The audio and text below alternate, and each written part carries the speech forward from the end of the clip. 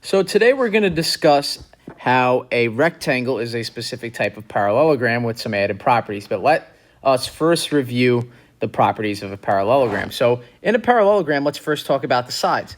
We know that opposite sides are parallel, so we can list that.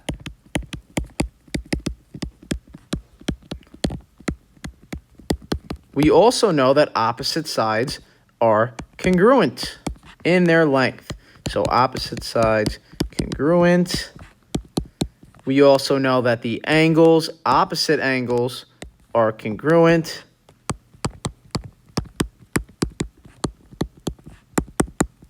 And we know that angles that are next to each other, so consecutive angles, meaning, for example, this one and this one, are supplementary.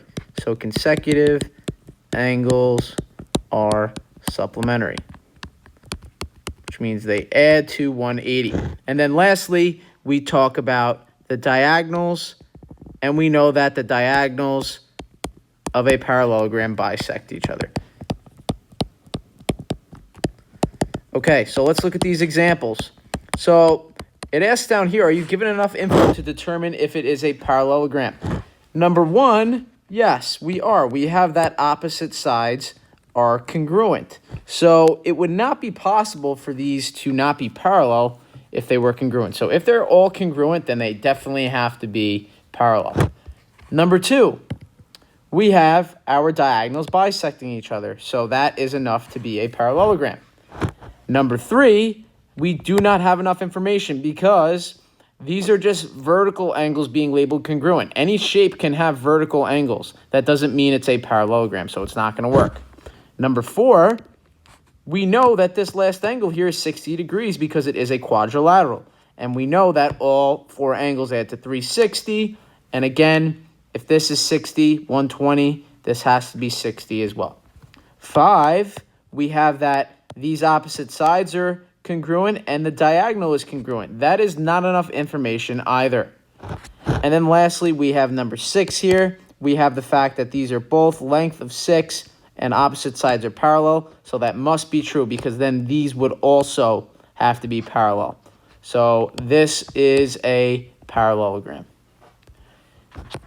Now, on to rectangles compared to parallelograms. So a rectangle is a specific type of parallelogram with some added properties. So right away, the rectangle has all parallelogram properties that we just talked about on the first page.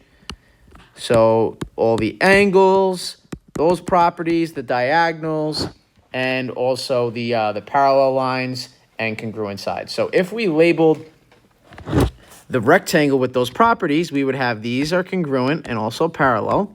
Same goes for these, parallel and congruent. Now, the only difference is here is, yes, we have diagonals here, but not only do they bisect each other, the diagonals themselves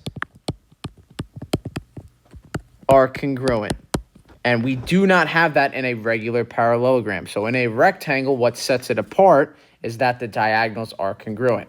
One other thing that makes a rectangle a specific quadrilateral is that we have all four angles being right angles. So all four angles are right angles. So again, remember that flow chart that we looked at on this page. So the rectangle falls under the umbrella of a parallelogram. So that means it's going to have every single property the parallelogram has that we talked about in the previous lesson. But what sets it apart is the fact that it has the four right angles and the fact that the diagonals are congruent. They are congruent altogether in themselves, and also they still do bisect each other. So a parallelogram did not have congruent diagonals. So let's take a look at an example down here. It says AC is congruent to what? So AC would be this diagonal here. That would be congruent to DB. How about AE? AE would be this here. AE is also congruent to EC. It is also congruent to DE. It is also congruent to EB. And that is, again, because the diagonals bisect each other, and they are also fully congruent.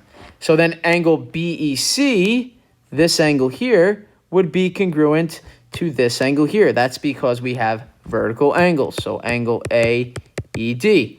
And then lastly, angle EBC, this angle here. Well, let's look. If we highlight that, so angle EBC, that's this angle here. Now remember our Z shape with the transversals. So this angle here would be congruent to this angle here, and that's angle ADB. And then it says, what can you say about triangle AED and BEC? Well, let's highlight those.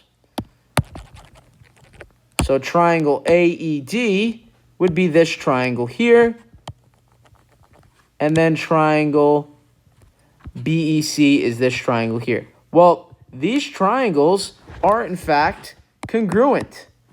That is because they share the same diagonal lengths here and also the same side length here. So what do we know about all four triangles within the rectangle? Well, they have two congruent legs, this side and this side, and then they have some other side that we don't necessarily know the length about. And that goes for these two triangles up top as well. We have this triangle here and the one below it here.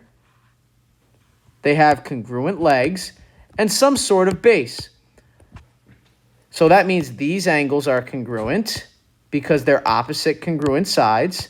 And that goes for all of the triangles in here. So that means the triangles that are inside of a rectangle are all isosceles triangles. So that's a very important piece of information for us.